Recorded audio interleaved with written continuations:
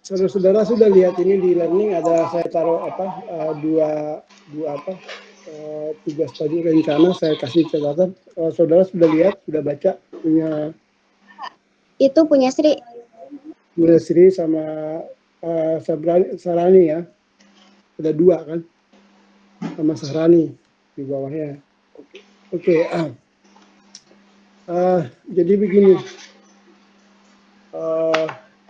tugas menulis tajuk ini sebenarnya saya sudah pernah ceritakan kalau di tahun-tahun sebelumnya tidak biasanya sampai ke analisa tajuk aja tugasnya, tidak sampai menulis karena alasannya adalah bahwa yang penting bisa memahami tahu tajuk itu kayak apa, karena menulis tajuk itu biasanya di media pun tugasnya bukan sembarangan orang, nggak semua juga wartawan bisa menulis tajuk, itu tugasnya orang-orang senior, orang-orang tertentu aja. Tapi ya itulah ya, setiap kuliah kan ada rapat kurikulum segala macam, katanya tajuk ini salah satu yang dikerjasamakan dengan mata kuliah lain, dengan komputer grafis, sehingga memberi waktu yang agak lebih lama buat tajuk ini. Sampai sekarang belum ada kepastiannya bagaimana, karena ini ada 4 kelas, di sini ada 2, jadi selalu harus dikoordinasikan. Yang jelas begini, saya memaklumi karena di waktu di rapat juga saya udah ngomong, saya memaklumi kualifikasi dari bagaimanapun kondisi tajuk rencana yang saudara-saudara tulis. Makanya selalu saya menegaskan yang terpenting saudara bisa memahami. Tajuk yang terbaik adalah tajuk rencana yang ada di media-media konvensional ya. Saya tidak bilang lagi media mainstreaming, karena sekarang sebenarnya sudah terbalik ya. Media mainstreaming itu bukan lagi misalnya surat kabar, televisi, seperti yang kita kenal, karena media cetak mengalami senjakala karena media online ya. Banyak surat kabar yang sudah tutup, majalah yang sudah tutup, pada hanya media bentuk online-nya aja. Yang ada oplahnya kecil gitu. Tapi kemudian ternyata tidak terlalu lama, tidak terlalu panjang. Pada diskusi terakhir teman-teman dari forum Pemret kayak di Jakarta gitu, forum Pemret itu ada ya semua Pemret di situ, Kompas apa ada di forum itu. Teman dari forum itu juga menyampaikan ke saya bagaimana kegelisahan mereka, dan bukan kegelisahan, kefrustasian, tidak tahu bagaimana solusinya pers ini. Karena apa? Ternyata media online juga tidak menjadi solusi dari media cetak ya. Jadi selama sekian puluh tahun media cetak hidup berjaya, atau media televisi sebenarnya berkuasa dengan didukung oleh sistem yang disebut yang dikerjakan Nielsen yang disebut rating itu. Dengan entah benar apa tidak ratingnya, tapi mereka berpatokan pada itu, dan orang berpatokan ke situ, pemasang iklan juga berpatokan ke situ. Sekarang itu berubah. Sampai sekarang media online juga tidak mendapatkan iklan atau uang yang layak dari itu. Maksudnya sangat tidak seimbang lah dengan media cetak, tapi juga tidak seimbang juga untuk untuk operasionalnya gitu. Lalu kemudian seperti saudara-saudara mungkin sudah tahu, media online itu kemudian dihantam oleh media sosial ya, media sosial, YouTube, Instagram, apalagi Twitter, apalagi TikTok juga ya, yang di sana bentuknya jadi personal ya, jadi personal, jadinya semua orang membuat media sendiri, membuat berita sendiri, mendapat iklan sendiri, terutama para youtuber yang dengan konten-konten yang kadang-kadang kita heran, kok yang kayak gini laku, kok ya, orang mau melakukan yang kayak gini gitu. Tapi ternyata itu mendapatkan uang. Tapi kita belum tahu ujungnya. Karena apa? Hal-hal yang mendapat uang sekarang belum tentu besok mendapat uang. Itu akan berubah dengan cepat. Seseorang membuat YouTube-nya, saya memperhatikan beberapa hal, misalnya seperti perempuan yang tidak malu risih, yang tiap episodenya ngomongin hubungan seks gitu ya. Apa orang tidak bosan? Ya mungkin dia tidak malu, yang mungkin pada awalnya mendapat subscriber, tapi kalau sampai 2-3 tahun dia ngomongin begituan, apa orang masih mau dengerin gitu? Dia nggak ngerti juga gitu. Jadi itu yang perlu saudara-saudara pahami sebagai orang di media ya, dia di bidang media gitu ya. Ya pada kenyataannya sekarang begitu. Orang tanpa konten, yang penting sekarang ini konten, membuat konten. Lepas dari kontennya ya, ya kadang-kadang dimanfaatkan untuk hal lain seperti kasus yang saudara tahu, kasus itu ya, trading palsu, yang seolah-olah orang bisa cepat kaya raya gitu dan orang terbius itu. Sebenarnya dia situs judi ya, situs judi sih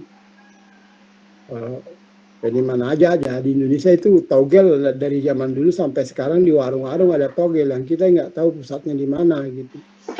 Tapi itu hanya salah satu bentuk yang memanfaatkan bagaimana media internet itu yang saya bilang sekarang ya, media mainstreamnya sih media online ya.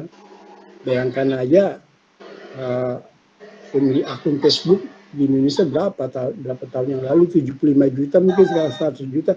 Di mana ada media penonton sebanyak itu? Kan nggak ada kan, dan gitu. Jadi telah berubah. Jadi tetap ya, namanya ilmu pengetahuan selalu ada basisnya, ada teorinya, ada teori dasarnya gitu ya.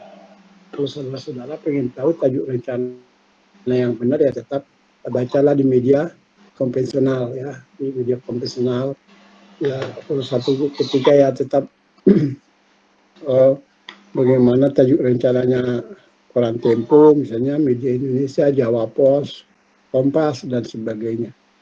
Nah, kembali ke tugas saudara-saudara, saya tidak tahu juga bagaimana ujungnya. Yang seperti saya bilang, di contoh yang saya berikan, saya pilih itu juga karena di absen juga Sri Rahayu dan Sarani kan paling atas ya, 1 dan 2, dan juga saya lihat itu 2 contoh yang berbeda ya, tentang bagaimana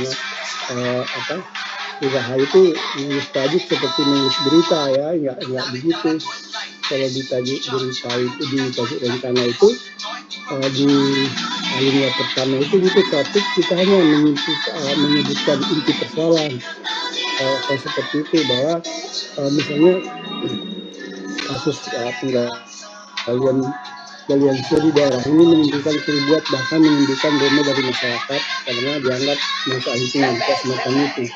Jadi tak perlu lagi didetailkan, tak perlu lagi kutipan-kutipan. Yang saya sebut bahwa tajuk rencana membahas hal penting ya, hal penting dari hal yang sudah diberitakan. Hal penting itu bisa beberapa hal penting kan, tapi dianggap penting gitu ya. Ada 4-5 nominasi penting, nah mana yang terpenting gitu. Yang tidak perlu nggak dibahas seperti membahas berita. Di sana ada pengandaian, diandaikan orang mestinya udah tahu. Kalau orang bicara tentang Indra Kents dengan Doni Salmanan, kita udah tahu gitu loh. Nah, tinggal sekarang kamu mau ngomong soal apanya. Tajuk rencana begitu. Gitu. Tinggal kamu menyoroti apanya gitu. Jadi nggak di tajuk rencana kamu nggak membahas lagi, nggak menceritakan lagi Indra Kents, nggak menceritakan lagi Doni Salmanan, nggak lagi. Tapi kasus ini begini. Nah, kamu membuat itu di kalimat awalnya itu hanya sebagai pijakan. Kamu ke arah mana analisanya nih? Itu kamu menyoroti mana nih? Kasus itu kan bisa menyoroti masyarakat. Ini kan salah masyarakat juga. Misalnya gitu. Bahwa kita orang-orang juga sama dengan Doni Salmanan. Ingin cepat kaya dengan mudah. Jangan-jangan kita semua di antara 20 ribuan pengikutnya si Indra Kents itu kita termasuk kan. Dan kalau mau menyoroti, memberi ini kepada masyarakatnya, tapi bisa jadi juga menyoroti negara, misalnya seperti UJTK, PPATK dan sebagainya. Kenapa lembaga negara baru bertindak sesudah ini berlangsung seperti ini gitu, macam-macam. Jadi ya tergantung itunya. Jadi nggak perlu lagi sebenarnya perlu mengutip menurut Sianu, menurut sini nggak begitu kalau tajuk. Ya tapi kecuali menjadi bahan dari analisa. Ya. Jadi apalagi nggak perlu pakai foto gitu kayak seperti itu.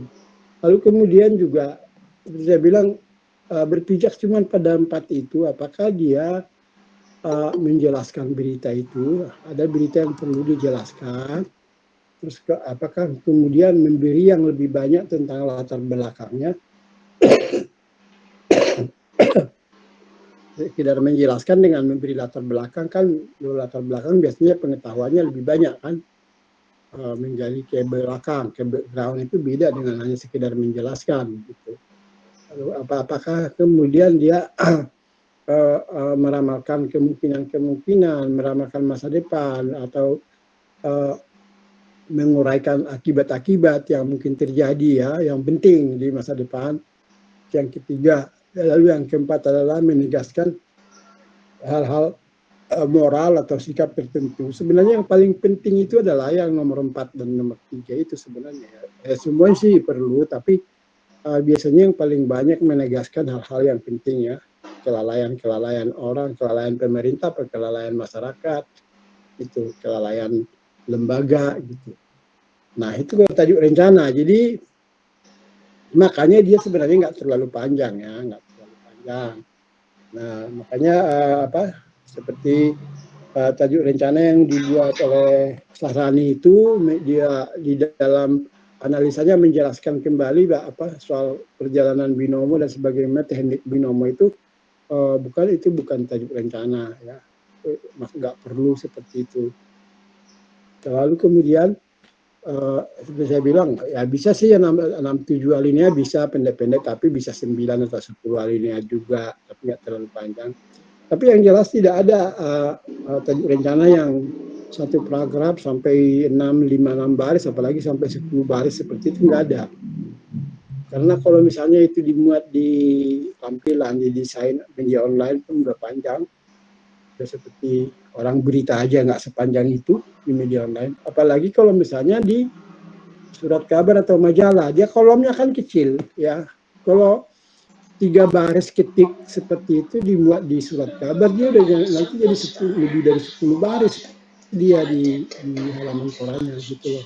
Itu dasarnya. Jadi itu yang saya bilang kalau memang jurnalistik harus berbeda cara kita harus berlatih berbeda cara pengungkapannya gitu ya. Jadi itu intinya sebenarnya. Saya hanya menegaskan kembali supaya saudara agak memperbaiki tajuk rencana. Tapi yang paling penting dari semua itu adalah jangan sampai masih ada di situ. Coba aja saudara-saudara perhatikan bahwa saudara masih banyak yang abai terhadap ejaan, seperti nama tempat, nama orang, sampai umat Islam i-nya kecil gitu, gimana bisa jadi gitu, huruf besar kecil, titik koma, itu udah penulisannya udah harus benar. Kita ini udah semester 4. Lalu kemudian penulisan kata ya, kita sih pada akhirnya sebenarnya udah sampai pada pemilihan kata sebenarnya, bukan hanya sekedar pemilihan kata. Lalu kemudian kalau sampai kalimat, itu kalimat yang baik ya. Ada kalimat yang tidak baik, sebenarnya tidak subjek, predikat, objek itu harus benar gitu. Lalu kemudian yang terakhir adalah kalau di dalam style penulisan, paragraf itu yang baik gitu loh.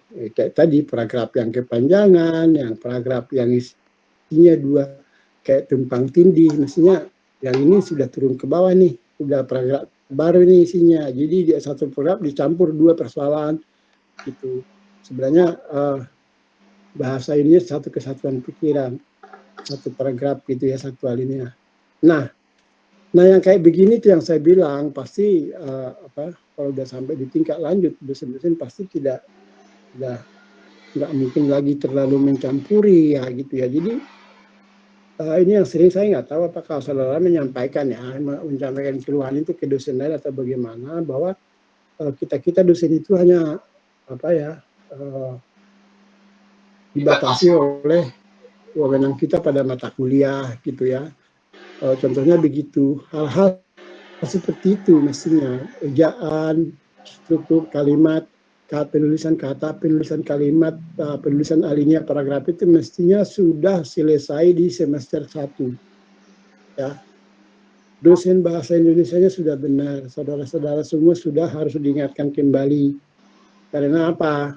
Ini kadang-kadang kita udah belajar bahasa Indonesia dari SD, tapi tetap bagaimana menulis dalam bahasa Indonesia tetap kadang-kadang lebih bagus menulis dalam bahasa Inggris, bisa jadi gitu ya. Tapi nggak bisa juga lah begitu kalau namanya jurusan komunikasi, jurusan jurnalistik nggak mungkin juga. Nah, di semester kedua sudah mulai masuk bentuknya sebenarnya ke bahasa Indonesia jurnalistik itu. Bahasa Indonesia yang lebih efisien, lebih singkat-singkat, tapi lebih lugas. Pemilihan katanya itu tidak seperti pemilihan bahasa umum atau seperti bahasa buku gitu. Itu di semester 1 tadi itu tuh masih bagaimana bahasa Indonesia baik dan benar gitu ya. Nah, begitu udah semester 2 dan 3 itu sudah masuk ke bentuk bagaimana bahasa penulisan berita, bagaimana bahasa penulisan feature berita, pemilihan katanya, udah bahasa lebih efisien dan sudah lebih gaya. Nah, bentuk yang sudah, yang logis nih, yang logis. Di semester 4 ini, saudara mestinya sudah langsung bisa dibedakan dengan orang lain dalam menulis bahasa Indonesia. Begitu membaca tulisan saudara itu, orang mestinya, ih, cakep, ini bahasanya, kalimatnya gitu. Udah sampai ke gaya, mestinya udah ada style, gitu ya.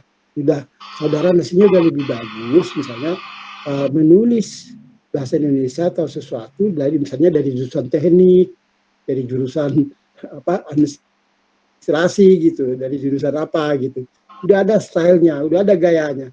Nah, kalau semester begini gitu ya, jurusan jurnalistik masih tidak peduli dengan ejaan atau tidak tahu atau tidak peduli, itu juga nggak benar, nggak baik gitu ya. Jadi saudara-saudara itu yang harus punya kepentingan. Nanti orang marah-marah siapapun apa juga nggak ada gunanya, karena saudara yang harus melihat, oh iya bahasa yang baik kayak apa gitu. Ini punya saya udah salah, udah baik belum, bahasa yang enak yang dibilang gaya itu, dan kayak apa sih yang ada stylenya itu kayak apa sih? Ya kalau sebenarnya sih kalau bahasa jurnalistik itu bahasa semakin mudah dimengerti dan enak bacanya, kita membacanya nggak ada pengertian yang berbeda gitu. Jadi bisa jadi dia juga sebenarnya sederhana. Justru sederhana tapi dia bisa menjelaskan sesuatu yang serius. Gitu, tidak salah gitu. Orang bisa menjelaskan platform afiliator dengan bahasa yang rumit, signifikan, matrik, apa ini gitu. Pusing orang bacanya. Tapi ada orang yang menulis tanpa istilah-istilah seperti itu. Ada yang bisa menulis tanpa memasukkan kata-kata yang seperti itu. Dengan bahasa yang lebih ini.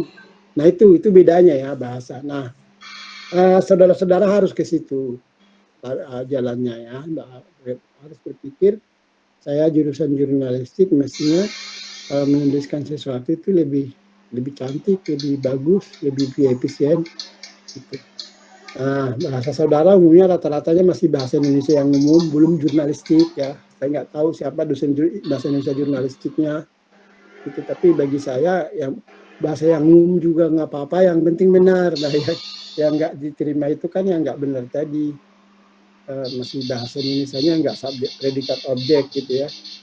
Jadi bahasa Indonesia apa, mau dari Jakarta mau ke Bogor lewat Cirebon, lewat Sukabumi gitu, pusing orang bacanya gitu ya, kalimat gitu ya. Mudah-mudahan saudara-saudara bisa itu harus bisa membedakan gitu. Nah oke, sekarang begini,